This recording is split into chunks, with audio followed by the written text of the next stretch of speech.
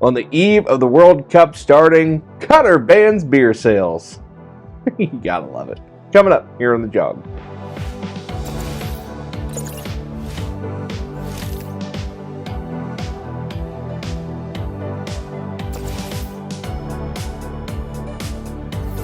Hi folks, Alex Klingelhoeffer here with Exencial Wealth Advisors, 826 here in the middle part of the country on Friday. It is November 18th, 2022. Here's your morning jog around the economic headlines of the world. I just want to start off with the World Cup. It is coming to your TV screens this Saturday. Hope you start enjoying the tournament. The folks at the tournament won't be enjoying a cold brewski. Well, at least not of the alcoholic variety. See, Qatar had a deal with Budweiser, and so did the World Cup, for about $75 or $100 million. Budweiser is going to be able to sell beers at the games. Qatar, last minute, as in last night, says, hey guys, no mas, no beer at the stadiums. Now, Qatar is a famously conservative country. You can only buy alcohol there in like hotel bars way away from the city streets. But hey, it's the World Cup. It's soccer. You got to have booze to make it interesting. It's guys kicking a ball around a field for 90 minutes and scoring a couple goals. Man, just when you think you've seen it all in business ethics and business administration and stupid decisions, banning beer at the World Cup at the last minute, really getting politics involved in a global sporting event.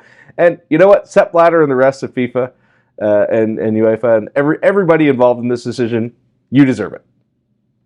This whole process has been terrible from the start. You guys know it with the stadiums and the forced slave labor, everything else. You observe all of that, and then beer gets taken off the menu the night of the World Cup Eve. Good job, guys. Carvana, let's talk about it for a little bit. Pandemic darling, right? Let's look at their bonds. Trading like 30 or 40 cents on the dollar, meaning this baby is headed for bankruptcy. At least that's what bonds are telling us, right? Stock's down like 96% since its high earlier in the year. Guys, not looking good, right? They took on a ton of inventory at historically high prices. Now they have a bunch of unsecured notes that might become subordinated if they generate some additional bonds based on those cars and those land holdings. Just not a good sign for what was once really darling. This is how cars were going to be sold on a go-forward basis. Oof, Carvana.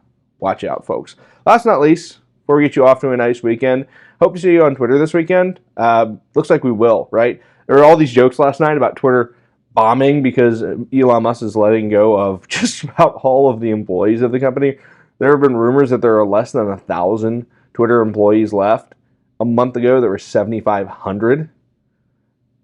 Let's see how this shakes out. If big tech finds out they need like 80% less headcount, that is not so great. Not so great for folks getting laid off, of course, right? Not so great for big tech executives who have to see, oh, Twitter's running with 10% of the headcount. What do we do for our investors? Is this the first of a changing landscape in the tech industry? Who's to say? But it's certainly something that I will be keeping an eye on.